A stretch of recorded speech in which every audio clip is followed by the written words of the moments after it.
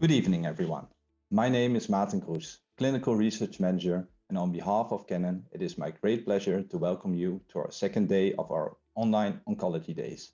Tonight is our second session on liver cancer, focusing this time on the image-guided treatment. We are very fortunate this evening to have two brilliant speakers lined up who are ready to share their knowledge with you. It is my great honor to introduce to you our moderator for this evening, Dr. Pavan Najran. Dr. John Bell was unable to attend, but Dr. Najran is his direct colleague and will take over from him. Dr. Najran is an interventional radiologist at the Christie NHS Foundation Trust in Manchester in the UK, working in one of the largest comprehensive cancer centers of Europe. Dr. Najran is focused on interventional oncology, and besides giving his patients the best image-guided oncology treatment, Dr. Najran is also involved in pursuing research for both the interventional as the diagnostic oncology field. So, Dr. Najran, thank you for joining us, and I will hand over the session to you. Thank you very much for that kind introduction. As mentioned, my name is Dr. Pavan Najran, one of the interventional radiologists at the Christie. So we are lucky this evening to have two fantastic speakers employing their knowledge in liver cancer treatment therapy. So we have Professor Orsi from Milan and Professor Guillou from Montpellier. So I'm just going to hand over now to Professor Orsi, who's going to be giving us a talk on improving liver ablation. Thank you, Pavan, and welcome to this webinar. And I would like to, first of all, to thank the Canon Medical for giving me the opportunity to show and to share with you the experience of my group here at the European Institute of Oncology in the liver ablation with the use of fusion imaging. First of all, I would like just to underline the background regarding ablation. We know that it's a very well-established therapy for not only hepatic tumors, but even for a large number of other cancers. And we know that the ablation devices as well as techniques are constantly improving, leading for a more and more effective and safe clinical outcome. But we know that the success of percutaneous ablation is even affected by a correct targeting and by inaccurate probe placement. That is a most important part of the treatment. So the guidance for this kind of minimally invasive therapies is of crucial importance. And we know that up to now, there is no one single imaging modality that alone is enough for all possible needs during the ablation. We know that we have some causes of mistargeting, such in this case that was treated at the hospital. In hepatocellular carcinoma, for instance, the confusion of cirrhotic nodules may confound the imaging findings, or a poor sonic window or poor conspicuity of the nodules that has to be targeted for ablation, but even a poor probe path the path of our needle would be one of the cause of mistargeting. Image guidance is important and should provide different features such as tumor targeting. Treatment planning is another important stage because when we have to face complex sites or when you have to treat lesions with a multi-probes device, the planning is of paramount importance. Precise and safe percutaneous approach, such as, the probe tracking is another important issue we have just to take in consideration. Then other important features should be the careful evaluation of targets surrounding sensitive structure in order to reduce the collateral effect or any side effects. Then the evaluation during the ablation, during the time of ablation is very important. Another stage that we have to take care is the precise immediate post-treatment outcome assessment. That is important just to define is if the treatment is finished or if there is some viable tissue that we have just to complete for treatment. Of course, we have a lot of different wishes as interventional oncologists, and the best one, at least here, for instance, we would like to have as many imaging devices as possible available in the same time, the same room, in order to have a fast switching between those modalities during the intervention. It may give us the possibility to face every kind of interventions and having a large freedom of actions in the same room. Of course, different images modality may also give us the all procedures control and are able usually even to manage every possible unexpected hitch, for instance, any complications that may occur during ablation. According to these needs, in 2006, we collected the angio, a portable angio device together with an ultrasound scan together in a CT dedicated room. This was our cheap way for overcoming almost all the possible complex cases. However, it was very helpful, but with a lot of limitations. First of all the imaging devices were not connected one to each other, so it means that we had a large amount of data coming from these devices that we are just to manage by ourselves.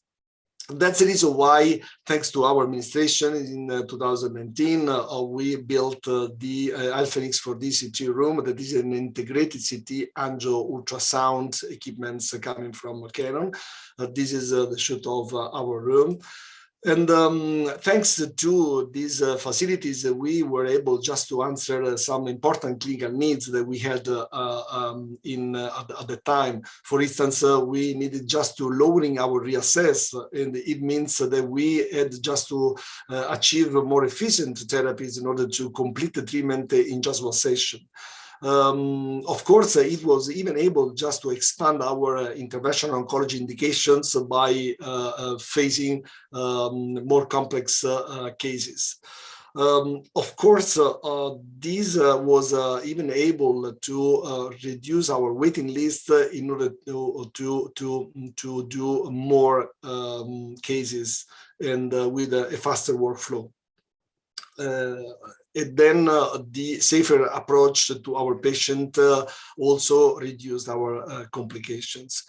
However, I would like just to remind you that any kind of image guide interventions is based on imaging quality. So if we can improve the imaging quality, of course, even the interventional oncology outcome will be improved. So taking in consideration these important essentials in ablations, we have to consider that we could use all cross-sectional imaging devices, but the more available are the ultrasound. They may provide real time. This is a very, I can tell you, unique feature coming from this technology, and the CT that come with a higher spatial resolution than the ultrasound. So again, we have to consider that the most important reliable technology that may give us the real-time imaging is ultrasound. That is an essential feature for safe and effective guidance of any percutaneous approach, but has some limitation that can be overcome by the CT with a high spatial resolution. So without a connection between these two technology, we could only do the so-called old style technique.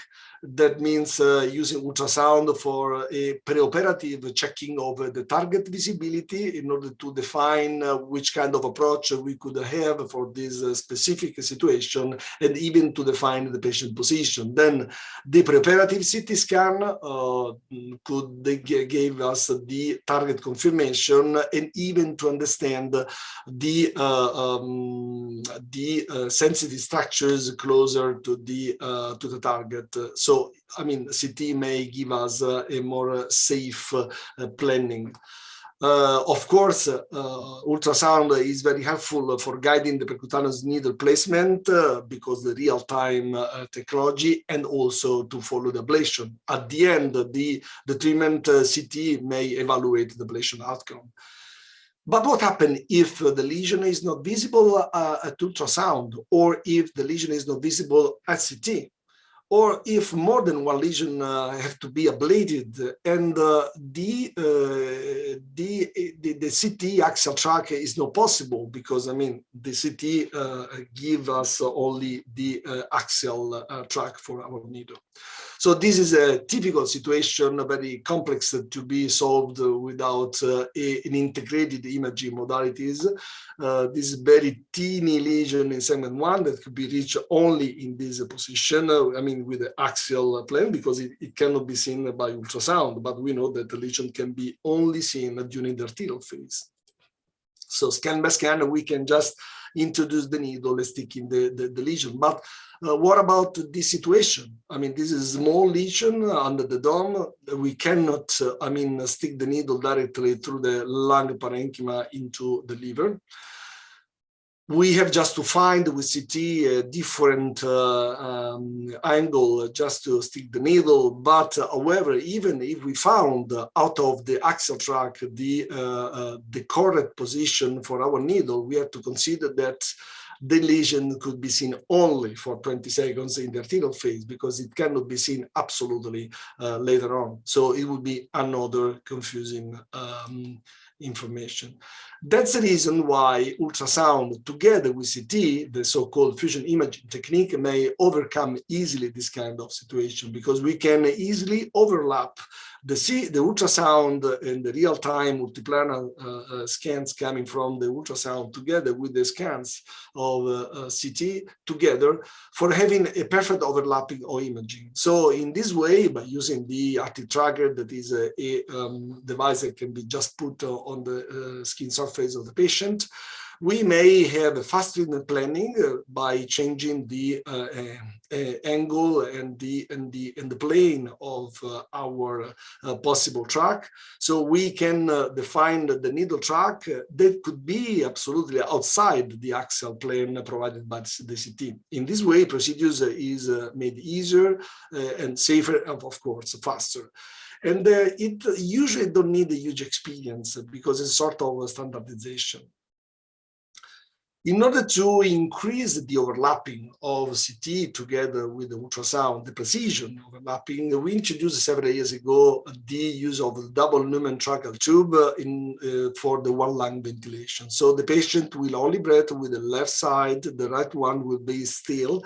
And in this way, we may increase or decrease the post-hand expiration pressure in order to define the level of the diaphragm we really need to make the lesion target, I mean, easier to reach. And you can see this is real time. The patient is sleeping in general anesthesia and is breathing with the other lung.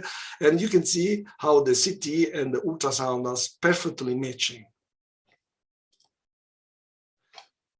It is something like when we drive our car, that we just fix the waypoint on the navigators, but of course we have just to look at the road through the windscreen. Of course, we cannot see the street by only using the navigator. So when the ultrasound and the CT image are perfectly overlapped, I mean, every kind of intervention will be, feasible and safe.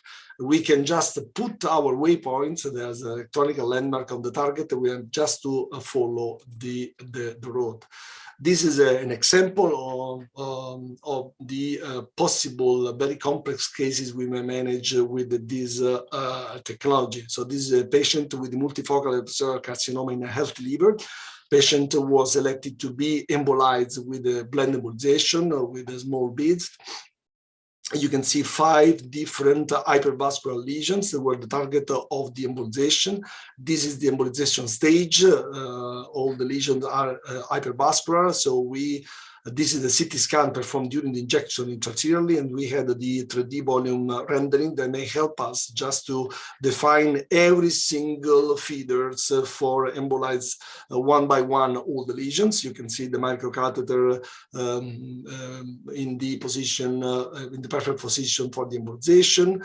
One by one, all the lesions were completely embolized.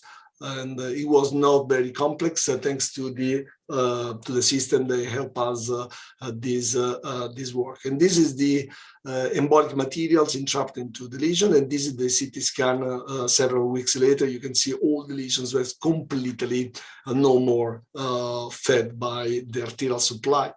But unfortunately, 3 months later, the patient developed new small lesions, and this is the lesion I already showed you before, very complex position.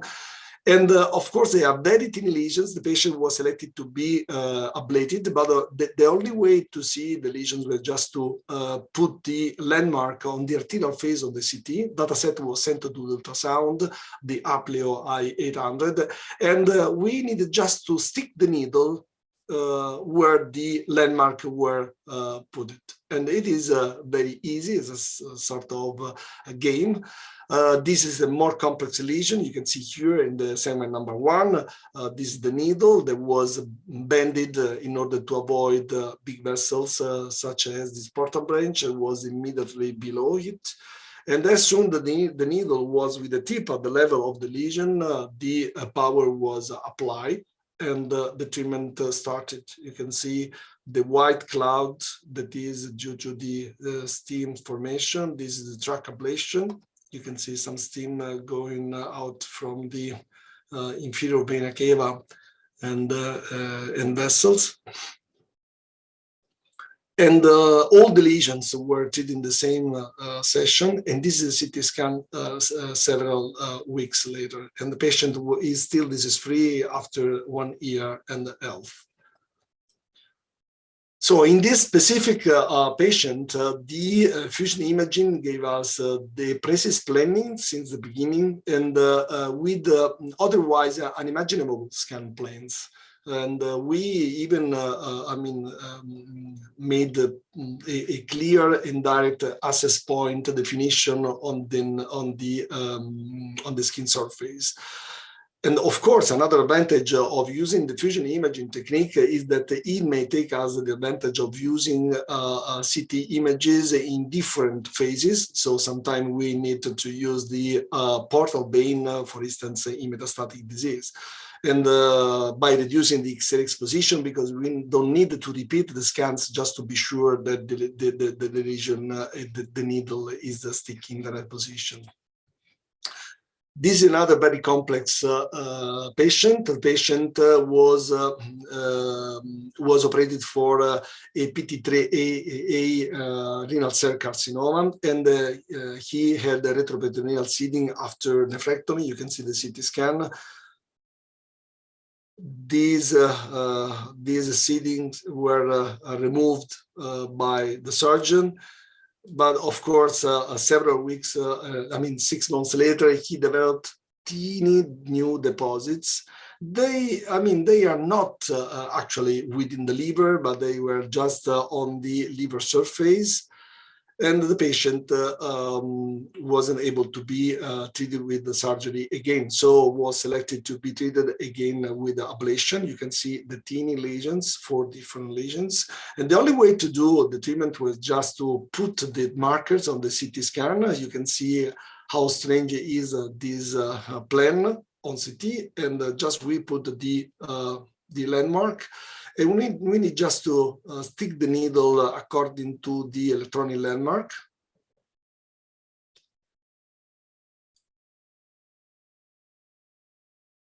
And ablate lesion by lesion all the metastatic diseases. And again, we were able just to pull back, the needle that you can see here from the lesion that was already treated.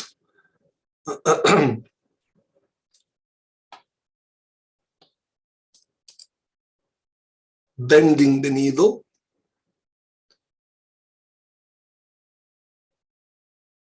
in order to reach the other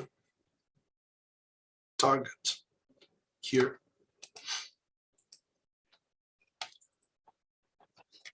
And this is the result immediately after. You can see the patient is still on the treatment CT scan, and all the area of ablation are easily, this is the track ablation. And this is 2 years later. The patient is still disease-free. The treatment was perfectly performed, and the patient is still with no disease. Last but not least, we may use fusion imaging techniques, even as I told you before, when we plan to use a multi-probes microwave ablation device. Sometimes it's so important to define, to plan how to put the different needle in order to achieve the best ablation area. This is a very young female patient who developed stump disease on that was defined after a video laparoscopy myomectomy. The CT, detected liver metastasis, huge liver metastasis, and one peritoneal nodule and still a uterine mass. So the patient received chemotherapy, but it was not effective. So the patient had progressive disease.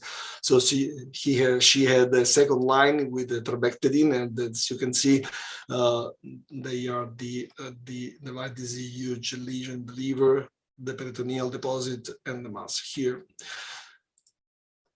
After treatment, the liver lesions were even bigger, even if the uterine lesions and the peritoneal one shrunk. So the patient was selected to receive the ablation, but as you can see, it was a 9.3 centimeter and 6.7 centimeter lesion, so very huge. So that's the reason why we need just to use a multi-device probe for macro waves. It is a new wave. And we had just to put the needle in different places in order to cover all the lesion. You can see this is the stage of the ablation. And this is the baseline, and you can see 24 hours later, the microwave show a huge area of necrotic reaction, and this is around 2 years later. Now the patient is disease-free in the liver and the peritoneum that is waiting just for hysterectomy. So in conclusion, fusion imaging may overlap the feature coming from ultrasound, such as the real time, together with the spatial resolution of CT. And this information is so important, I may say crucial for our ablations. The procedures may be standardized, and it would be really useful for reducing the learning time and the learning curve for beginners. And it makes feasible almost every needle insertions. I can tell you there is no complex situation where we cannot put the needle in the right position by improving safety and also the clinical outcome. I can tell you I cannot avoid to use, even my colleagues cannot avoid to use navigation fusion imaging in everyday cases. So even if they are very easy, we cannot preview if we will need some important information coming from fusion imaging. So that's the reason why we usually start our treatments with the fusion imaging. That makes even, of course, challenging cases possible and easier. I will thank you for the kind attentions. Thank you very much, Professor Orsi. I thought that was a fantastic talk. Really, the cases have really demonstrated how this has changed and your practice, and some of the cases you've now attempted and treated successfully. I would encourage people to put some questions in the Q&A. These are two fantastic speakers, so please take advantage of that. So what we're going to do is have the second talk, and then we'll visit the Q&A section after that. So I would like to introduce Professor Guillou, who from Montpellier, who's going to be talking about angio-CT guidance for liver treatment. Thank you very much for the introduction, Dr. Nejran. Thank you as well to Canon Medical System for the kind invitation. So my objective here is to try to convince you that the ideal IR suite is basically multimodal. And the objective is to convince you through examples and through our experience with the AngioCT system by Canon that the combination of not only an angiosuite, but also a CT scan and obviously a US machine, as shown nicely by Franco, is really mandatory and really helpful for beginners, but also for experts. But the idea clearly is not new because as you can see here, the very first AngioCT system has been installed and imagined by Professor Reinau 30 years ago, so a long time ago. And very quickly, this system evolved to a moving CT gantry system, as you can see here, to reach, I would say, a kind of maturity 5-6 years ago, where the first installations were performed in Europe. And this is one picture of the Montpellier system installed now 5 years ago. So as you can see here, you have a system with the angio in parking position and the CT scan on rails able to move. And you have here some features we have 5 years ago. And here one typical example of both working together. Here, this is a very short video to give you a kind of overview for those of you who are not very familiar with these kind of systems. So you can use either the CT scan alone or the angio alone, obviously, but also the combination of both, as you can see here, with a very high flexibility because everything can move very easily under many axes in many directions, so you can proceed with any kind of procedures in any kind of situations. There is a great debate among us because some of us have, I would say, high-end Conbeam CT system, and we are lucky enough to have the AngioCT system. And there is a kind of debate between us: is Conbeam CT better or as efficient, I would say, as AngioCT system? Clearly, the response is not that easy. But I would say that basically AngioCT system carries a Conbeam CT system on board, meaning that everything that Conbeam CT system can do, basically AngioCT system can do the same. And I would say even better because you also have the CT scan in addition to the Conbeam. So there is, in my view, no discussion about the superiority of AngioCTs over Conbeam CTs. Here, just another view of the very last update of the BCLC staging system, which, as you can note here, has become more and more complex owing to the endorsement of treatment stage migration. There are in this new update some good news and I would say some bad news as well for us. The good news, for example, are the radioembolization, which is coming up in the BCLC A stage, as you can see here. And the bad news is for TACE, because as you can note, TACE, the BCLC B stage is now stratified into 3 different categories, and TACE is not recommended for more advanced disease, such as infiltrative tumors or below-bar disease, for which this is now recommended to apply systemic therapy instead. But we'll try through this presentation to review some of the most well-known higher treatments, such as ablation and TACE mainly. I would like to go back to the very first patient we treated with the 40CT system by Canon. It was now 5 years ago. And even for this very first case, we changed our practice. And to explain you a little bit deeply, for a simple TACE session, we put the catheter in the celiac trunk, I would say as usual, but then we decided not to perform a DSA run, but rather to go directly through 3D acquisition at the arterial phase. You have here the nice images we reviewed, and we selected the most appropriate position for the tip of the microcatheter. And then you have just to put a crosshair at this place, and the 3D vessels are visible immediately. And then you can use 3D roadmap to place the microcatheter at the right position and to deliver the treatment. So it means that from the very first patient, we make the choice not to use DSA, anymore, or very, very infrequently, and to use 3D roadmap every day for every cases. And contrary to what we could expect, because getting a CT scan in addition to an angio suite, we can expect delivering more radiation to the patient and to the staff. It was clearly the opposite. And we looked at that in this paper where we compared the cone beam CT system we had previously with the angio CT system. And as you can note, even for 2D and 3D imaging, the radiation delivered to the patient and by the way to the staff was clearly reduced with this system, probably because of refinements and those reduction tools included in the 4D CT system, but also, as said before, due to the change we performed in our practice by skipping the DSA runs in most cases. Obviously, we have some feeder detection softwares on board, which may be useful in some complex cases, such as this one. You have here a tumor of the liver dome in the left lobe, and this tumor was surprisingly supplied by the right hepatic branches, even though it was located in the left lobe, and by also the inferior phrenic artery in the right. So based on this analysis by the software, we first coil embolized the right inferior phrenic artery before catheterizing the right hepatic branches selectively to deliver deptase in this patient.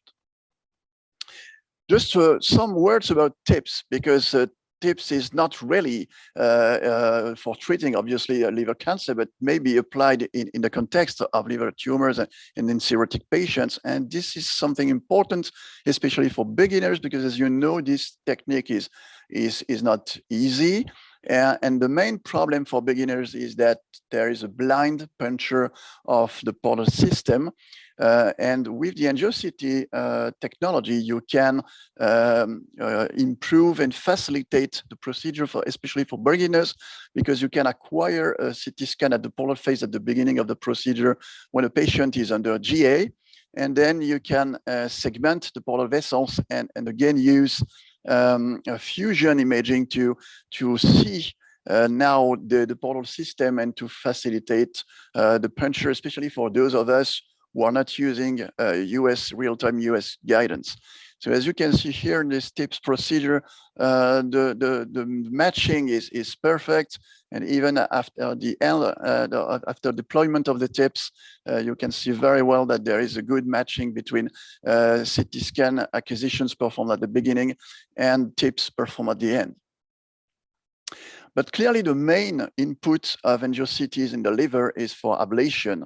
And I would like to show you some examples. But before, it's important to note that ablation, now percutaneous ablation, has become the first curative treatment options. We look at that in France, among all HCC patients treated over 10 years, clearly from 2015, ablation is the first curative option over surgery. This is something important to keep in mind in the context of cirrhosis, but also outside the context of cirrhosis. And if you want to ablate every small tumors, you need to have a strategy. And Franco showed you some features, some tips using fusion imaging. Obviously, when the tumor is visible under US, there's no reason to use CT because US is real time. There is no radiation. It's very easy, it's very fast, very precise. The problem is for those tumors who are not visible under US. And in this case, you have two different situations. The first one is for hypervascular tumors. In this case, because you have the angio-CT system, you can use lipidal tagging, meaning that you need to catheterize the hepatic artery to inject lipidal to make the tumor visible and then to target it under CT. And the second situation is for hypovascular tumors, such as colorectal liver metastasis or cholangiocarcinoma. In this situation, you can use fusion imaging as shown by Franco. You can use also, I would say, some old techniques such as arterial CT portography. I will give you some example. It's very interesting approach to address this kind of complex situation. Let me show you a first example. So this is a patient with two HCC nodules. One is visible on the US and the other isn't. how did we address this case? So first we punctured and we targeted the tumor visible on the US using 2 RFA needles. And then we catheterized the hepatic artery to inject Lipiodol in order to tag the second tumor. The third problem was the lung, and you all know now these kind of techniques to clear the lung from the needle path by injecting CO2 in the pleural space through a Veress needle. So you can see here that the lung is cleared, and now you can target the tumor which has been tagged previously by Lipiodol, and you can put the needle inside very easily using CT. And because you have CT, you can also perform a 3D acquisition just to check whether your needle is correctly placed in the tumor. It was a case, so we did ablate this tumor. The second case is also a complex case of a single metastasis close to the heart in the left lobe and also close to the left hepatic vein. So we first inserted 3 RFA needle in the tumor under US guidance, taking attention not to puncture obviously the heart and the left hepatic vein. And then we did a femoral puncture to catheterize the left hepatic vein in order to occlude this vein using a balloon to prevent head sink effect due to the hepatic venous outflow. And during balloon inflation, we ablated this tumor. And because we have the CT on board, we could control at the end of the procedure that the tumor was completely ablated and the left hepatic vein was still patent. Another interesting case is this one. It's a single MET case in the right lobe of the liver, very small, absolutely not visible in the US. And here we decided to use the arterial CT photography technology. This is something very old. Remember when diffusion weighted imaging was not available on MR scans in the 80s and the 90s, this was the gold standard technique to look at liver metastasis in the liver, especially for those patients who were referred to surgery. So how can we proceed? We first catheterize the SMA, we place a cath, and we can inject small amount of contrast medium and wait for the polar phase. And again, this patient had the problem of the lung, and we cleared again the lung using a Veress needle and CO2. And you can see very well now the tumor hypodense versus the liver parenchyma due to this polar phase performed with a small amount injected through the SMA. And then we could place 2 RFA needles. You can really precisely put your needle inside. It's a very efficient technique. And because again, you have the CT inside, we could control this patient. We could see that the tumor was completely ablated. And we had, in this case, very large margins around. It's interesting to look at what I would say modern surgeons are doing. And there is one, it's an Italian surgeon, very well known, Guido Torzilli, which is a strong supporter of multiple hepatectomies. Rather than removing a large part of the liver, he proposed to ablate, not to ablate, to resect every tumor using US-guided resections. This is a very interesting technique, which give us some ideas, because what the surgeon can do, we can do as well, especially when we have all modalities inside. And you have here a typical case of that. This is a patient with 7 liver metastases from colorectal cancer. And this patient refused surgery and wanted to be ablated, even though most of these tumors were not visible in the US. And this one was particularly poorly located, close to the vena cava, close to the left hepatic vein. So we decided to ablate all these tumors in one session, and we used all the techniques I showed previously, including the arterial CT photography technique. And here we added vena cava tagging with contrast medium, just to make sure that we did not puncture the vena cava during insertion of the 3 needles to ablate completely this tumor located close to the vena cava in the left hepatic vein. And we did ablate exactly the same way the other liver metastases. And this is the final CT control. Look at what happened. This is clearly, it clearly looks like post-operative, post-surgical resection, but it's clearly ablation. And the patient did very well and did not and recurred 2 years afterwards. Something we can note, and interestingly, we may have an advantage over surgery because we can perform CT acquisition at the beginning of the procedure, the patient being immediately after GA, and we can do another acquisition at the end of the procedure after ablation. And you can see here a typical example of the ghost of the tumor and the ablation zone, meaning that we can theoretically calculate in 3D the margins around the ablation zone, and if the margins are too limited, we can extend the margins by a new ablation. Unfortunately, softwares available so far are not very well designed and need probably to be improved before being helpful for us. But in this case, we don't have that many difficulties because, again, we compare two imaging performed during the same procedure, meaning that the patient is at the same position as under GA, and with some ventilation adjustments, we can have not many difficulties to do co-registration. And I anticipate that such software will be available very soon, and we will be able to get margins very quickly during the procedure and not after the procedure with, I would say, complex softwares.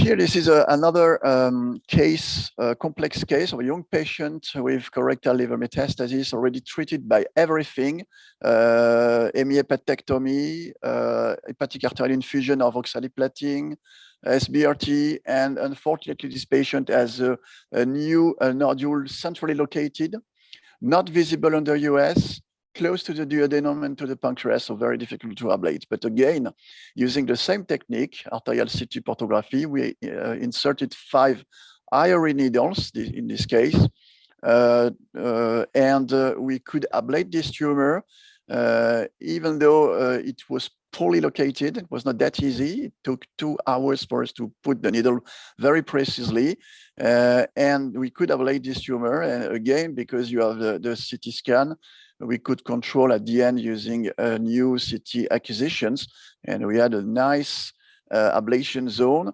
that was confirmed on the MR scan at day 1, where again you can see the ghost of the tumor as well as the safe margin around, while we preserved the closed duodenum and pancreas because we used IRE.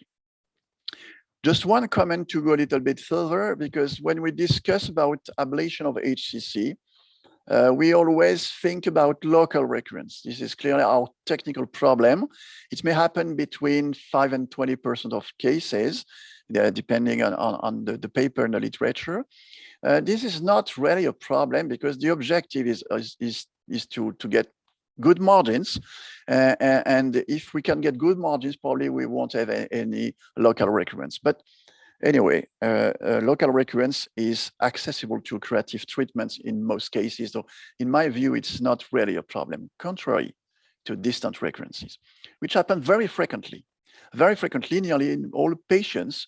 And we are rarely discussing about that. The problem is that these kind of recurrence are not accessible to curative options in, I would say, 1/3 of cases. And in this case, there is a drop in prognosis of the patient because it can't be treated by a new curative option. So we need to do something to improve this risk of metastasis or de novo HCC. And when we look at the literature, especially in Europe, outside or with less viral hepatitis than in Asia, you can see that the relapse-free survival of patients after ablation is only around 50%, meaning that only 50% of patients are alive without any recurrence at 2 years, which is probably something we can improve. And a way to improve that is to combine ablation with something else, and especially immune checkpoint inhibitors, which, as you know, have been now successfully applied and demonstrated their superiority over sorafenib in advanced stage HCC. And there is a strong rationale to combine ablation with immune checkpoint inhibitors. And we are trying to test this kind of combination in France in this multicenter randomized trial, where we compare RFA alone versus neoadjuvant atezo and adjuvant atezo-bev. We'll see if we can improve the relapse-free survival of patients with this kind of perioperative treatment. Some words about liver preparation, because sometimes we need to work for surgeons. And it's probably good news because at the end of the day, the patient has a curative treatment. And again, angiosynthesis systems are useful in this case because you have nice images in all cases, and you can use, again, 3D roadmap every day. This is the very first case of a young radiologist of my staff where she did catheterization of the portal system, the 3D acquisition, and then she could perform the 3D under 3D roadmap, the portal vein embolization. This is real-time images, and within 1 or 2 minutes, we have just to inject glue under free flow, and you have just to play with the flow, and you inject slowly, cautiously, but it takes again 1, 2, 3 minutes to complete the portal vein embolization, even though I must acknowledge that in this case, the right portal vein is very long, meaning that this case is pretty easy. But even in complex cases, it's very helpful to have 3D roadmap. We can use many and different angulations just to make sure that we embolize the right vessels and we preserve obviously the left and the future liver remnant. And even in cases very complex such as this one, look at the anatomy. It's a very complex anatomy. Maybe it's easier to understand on this 3D view. And you have here the left portal vein branch, and you have here the other branches, the very complex to embolize, either through the left or through the right. So in this case, I clearly prefer performing 3 different accesses because in this case, I don't need to catheterize anything. There is no complex catheterization, only 3 accesses. And under 3D guidance, again, it's very easy to inject glue using free flow. And for those of you who are a little bit trained, you can see here these micro guide wires that were left in place at the beginning of the procedure. In this case, we did not only embolize the portal vessels, but also the hepatic veins through the venous deprivation technique, where we, in addition to PVA, we deploy a proximal AVP, and behind we inject glue to occlude distal venous branches as well as potential collaterals. This new approach is interesting because it seems to bring up some an increased regeneration in the contralateral lobe, but this needs to be proven in an ongoing trial. Now 70% of patients have been accrued, but we need to wait for the results before changing our practice. And to finish, I'm sorry, I'm a little bit long. Some words about 4D imaging. What is that? It's only repeating over time 3D imaging. You can capture movements such as the movement of this hand. What does it mean in the liver? You can also do that in the liver arteries, but also in the portal vessels. We have also an example in the pelvis. It brings up some nice images. Other examples here. The question is it really useful? And just to try to convince you that this technique has a future, I will just go through a case outside the liver. It's only one, sorry, but it's a good case. This is an aneurysm in the territory of the SMA in the context of acute pancreatitis. And this patient, first we catheterized the SMA. We did a DSA run in this case. And as you can see, we saw the aneurysm, but it was very difficult to find a feeder. And in this case, we made the choice to perform a 4D acquisition. You have here the images, so you need to wait for reconstruction. It takes some minutes, but we could understand that there was a jet bleeding, which is something pretty common. And it means that we had at least one 3D set of images where we could see this aneurysm and the corresponding arteries. So we had just to find this 3D set to localize the aneurysm and the artery responsible for bleeding, and then again to simply put a crosshair on this artery, and then to go to the 3D roadmap and we had the appropriate point, and we only coil embolized this point without any other control. And it worked perfectly. We could control during the procedure, at the end of the procedure, using US. You can see the aneurysm now thrombosed. We could also perform a new Foley acquisition, maybe in this case, just to get nice images. And the patient was cured. And probably we saved a lot of time because we didn't need to catheterize selectively each branches of the SMA, which might be time consuming and not that easy. And sometimes we can't see where the bleeding is located. So for imaging in this case probably saved time and was very helpful. To conclude, I would say first that the ideal IR suite is clearly multimodal. With the Foley CT system, you have a user-friendly system with excellent image quality. I hope I convinced you with many tools. In my view, it's much better than Cone-Beam CT because you have something in addition to Cone-Beam CT. With the CT scan, radiation exposure is low, as we showed. Angio-CT, in the context of liver cancer, is interesting to secure the procedures for young IRs, but also to optimize the management of complex cases, even for experts. Something important, what is the future of these techniques?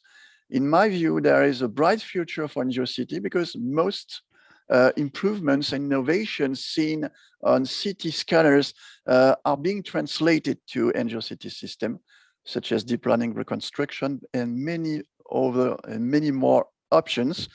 So in my view, there is a bright future for this kind of suites. Thank you very much. Thank you very much, Professor. That was a fantastic presentation. I think your SMA example was brilliant, really intriguing. We've got a few questions. So the first question is, how are you verifying the ablation margins? I mean, Boris, if you want, I will answer my side. This is not a big problem as soon as you have a CT scan available since the beginning of the treatment, and even if you're using dural anesthesia with the as in our center, the one lung ventilation, that it means that you have a perfect overlapping images on CT and ultrasound, so you cannot miss the perfect overlapping, the perfect overlapping of the lesion and the ablation zone.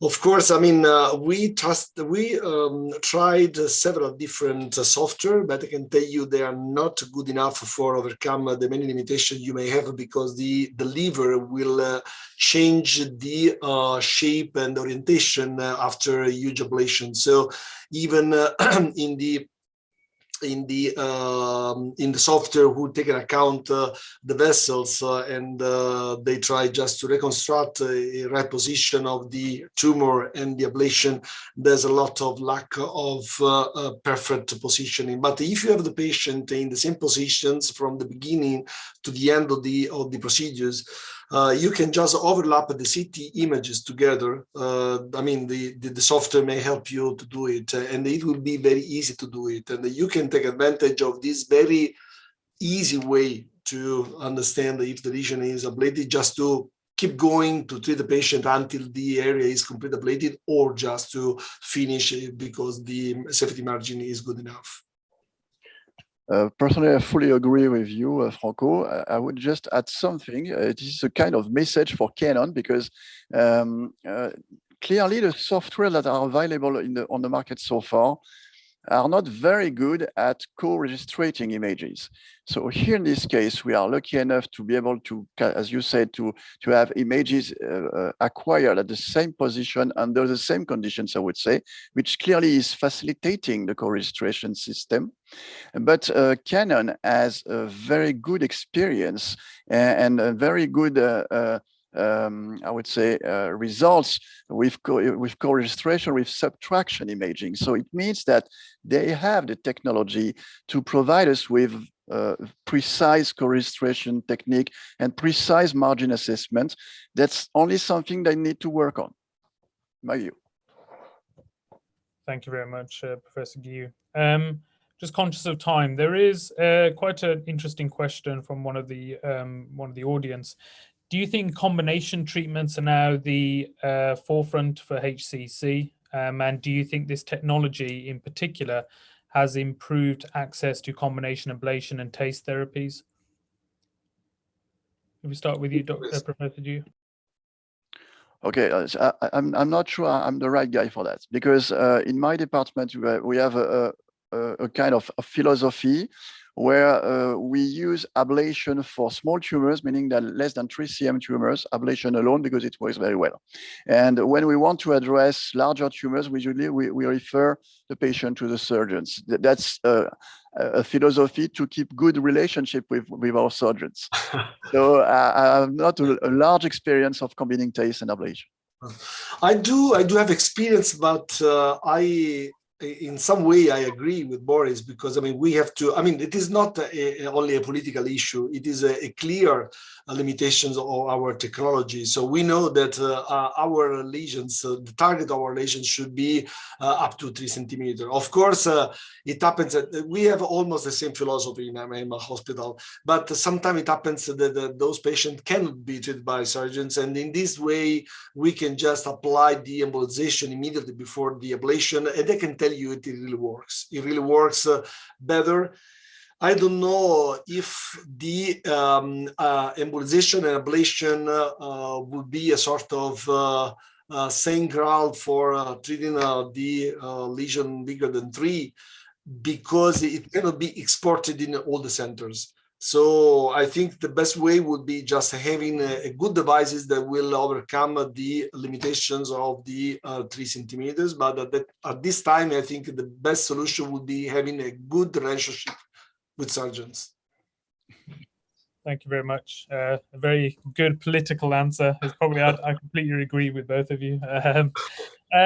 Just having this technology in place, do you feel this has changed your approach at the tumor board? I know in our MDT, we always, whenever we discuss cases, we're always limited by what's available to us. So we do a lot of Y90 and ablation, but based on technology, you will accept certain cases, other cases you'll be limited by. Do you have the same sort of approach, and has that changed since this has come into play? I can tell you, I mean, very quickly, that now we are leading the multidisciplinary tumor board. It was completely different than what happened at the beginning on my experience. I mean, we are really leading, and even surgeons really recognize our potentialities. And this is what happened in many centers, I know, where the multimodality devices are available in the same room. I have exactly the same experience as Franco. We are clearly leading the MDT. And surgeons are keeping only those cases we don't want to treat for any reasons, and not the opposite. And that's something very important. With this kind of technology, we have no limitation, to be honest. The only limitations is that of our imagination. We have everything, and we are, as radiologists, we are specialists in imaging, so we can make the right choice of the right imaging modality for the right patient in the right situation. So there is no limitation. The limitation is what is reasonable for the patient, what is useful for the patient to improve quality of life and survival. And clearly, I fully agree with Franco. We are leading the MDT now. I think that's a fantastic answer. Completely agree with both of you. We're actually at time now, so this is the end of the webinar. Again, I'd like to thank both of our speakers. I thoroughly enjoyed both presentations, and I certainly learned a lot from both of them. So thank you again, and a huge thank you to the audience. We've had a lot of participants and some fantastic questions as well. And thank you again to Canon for supporting this. It's been, again, a really great series of presentations, and there are further webinars to look forward to. Thank you, Dr. Najran. That brings us to the end of day 2. Many thanks to both speakers, Professor Franco Orsi and Professor Boris Guillou. Excellent presentations, full of great insights and a very lively discussion. Thank you again. I would like also to give a special thanks to Dr. Pavan Najran for moderating this session. I hope to see all of you again tomorrow evening at the same time, when we have another great lineup of speakers ready to discuss all there is to know in lung cancer screening. Thank you all for joining. and see you tomorrow.